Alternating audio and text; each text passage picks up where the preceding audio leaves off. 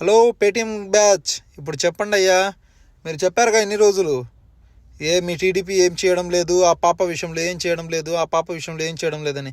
ఇప్పుడు లోకేష్ గారే మిగతా డబ్బులు నేను ఇస్తాను 6 కోట్ల దాకా, మిగతావి నేను ఇస్తానని చెప్పి సపోర్ట్ చేసుకుంటూ వచ్చారు.